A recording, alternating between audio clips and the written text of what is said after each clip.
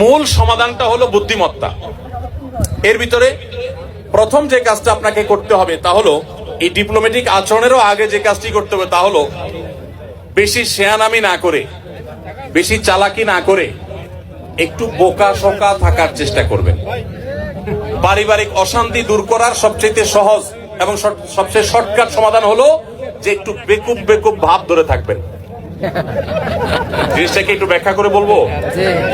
আচ্ছা, ধরেন আপনার স্ত্রী এসে আপনার মার নামে এক গাদা বদনামি করছে, তোমার মা এটা বলছে, তোমার মা ওইটা বলছে, উনি কি এটা বলতে পারে, একটা বুড়ো মানুষ কিভাবে এই কথা বললো, তোমার ভাই এটা বলছে, তোমার বোনও এটা করছে, দুনিয়ার বিচার দিল বউয়ে।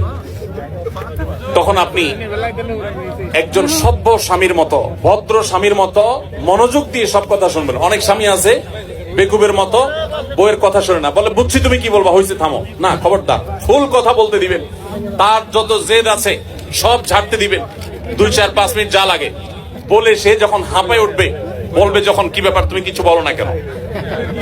এবার আপনি তখন ফ্লোর নিয়ে এবার আপনি তাকে বলবেন যে দেখো তুমি যা বলছো আমি তো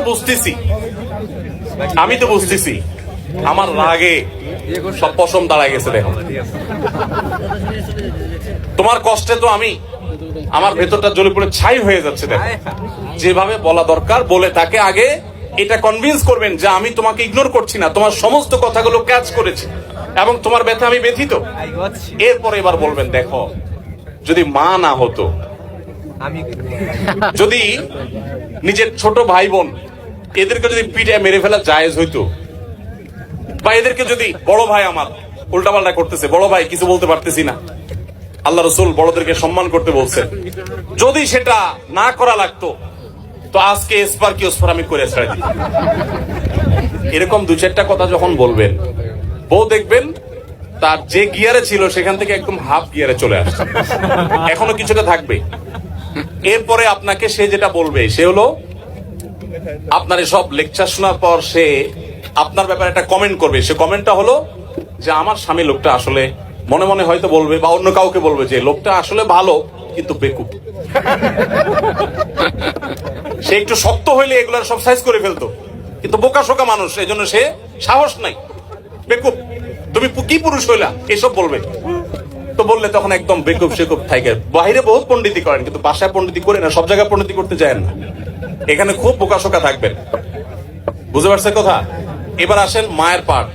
মা যদি আইসা বলে এই শোনে দিকে তোর সাথে কথা আছে, বলবেন মা কি বলবা বলো। এবার মাকে যদি বলেন যে বাবা তোর বউ এই বলছে, এই করছে, সে কি এটা করতে পারে, কত বড় সাহস, তোর গলা ধরে দিয়ে মরা উচিত। মা যদি এসব কথা বলে, মাকে একইভাবে বলবেন মা আল্লাহ নবী সাল্লাল্লাহু আলাইহি সাল্লাম কোনোদিন স্ত্রীদের গায়ে হাত তোলেন নাই। ইসলামে যদি বউ পিটানোর নির্দেশ থাকতো তো আজকে ঠ্যাং উপর দিক বাইন্দা আমি পিটাই। আমার হাতটা শুধু বাইন্দা রাখছে ইসলাম। আল্লাহ রসুল কোনোদিন স্ত্রীদের গায়ে হাত তোলেন নাই। না হলে মা এত বড় সাহস, এরকম কথা সে বলতে পারে। যা কি বলছে না বলছে সেটা পরে, আপনি বিচার বিশ্লেষণ না করতে গিয়ে উপস্থিত ওই জায়গাতে সামাল দেওয়ার চেষ্টা করবেন। কথা কি বুঝতে পারছেন? আপনার এই আচরণ শোনার পর আপনার মা কি বলবে জানেন? মাও ঠিক ওই বউয়ের মতোই বলবে আমার ছেলেটা আসলেই মানুষ ভালো, সমস্যা হলো আমার পোলাটা না বোকা, বউয়ের কথা শুনে একদম বেকুব।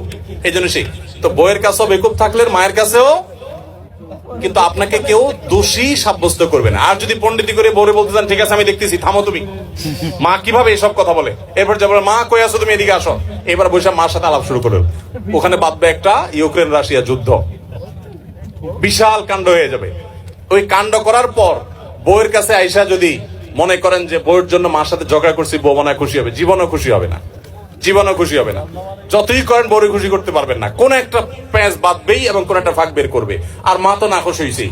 আবার মায়ের হয়ে যদি বলেন এই তুমি কত বড় সাহস, আমার বোন রে কি করলা, বাইরে কি করলা, মারে কি করলা, দেখবেন আরেক যুদ্ধ বাড়ছে। এই জন্য এগুলোর খুব বেশি পণ্ডিতি না করে যথাসম্ভব একটু কূটনৈতিক আচরণ করে, একটু চালাকি করে, একটু বোকা সেজে সমাধান করার চেষ্টা করবেন। আবার সব সময় এই পলিসি অবলম্বন করবেন না। এখন মুশকিল হলো শিখাই দিলে মহিলারাও এগুলো শুনে ওয়াজ, তারাও শিখা যায়। এবার মহিলারা ঘরে গেলে বলে যে না পলিসি তো আগে থেকে জানা, তুমি বোকা সাজতেছ।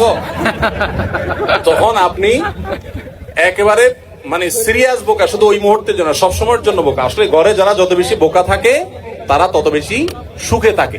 বোকাদের সাংসারিক জীবনে তারা সুখে থাকে, আর শেয়ানা পাবলিক গুলো সব দৌড়ের উপরে থাকে। এই জন্য বাহিরে ব্যবসা বাণিজ্যের দোষায় শেয়ানামি করেন, পাকনামি করেন, কিন্তু ঘরে বেশি পাকনামি করতে আইসেন না। এটা মুরব্বী মানার চেষ্টা করেন। তবে হ্যাঁ, কিছু কিছু ক্ষেত্রে আপনাকে তো স্ট্রং হতে হবে। আমি এই কথা বলছি, এর মানে এই না যে আপনার স্ত্রীর প্রতি আপনার মা বোন জুলুম করবে আর আপনি সবসময় শুধু নাটক করে যাবেন না। তাদেরকেও বিনয়ের সাথে তাদের অন্যায় থেকে আগে বিচার বিশ্লেষণ করবেন, তারা অন্যায় করছে কিনা, বাধা দিবেন। আবার স্ত্রী যদি ভুল করে তাকেও অন্যায় থেকে বাধা দিবেন। প্রয়োজনে আপনি ইসলামী শরিয়ার নীতিমালা আলোকে শাসনও করবেন, কিন্তু মূল পলিসি হবে ওই যে বেকুব ভান বা বেকুব আপনার নিজেকে হিসাবে উপস্থাপন করার চেষ্টা করবেন। এটা অনেক সহজ একটা উপায়।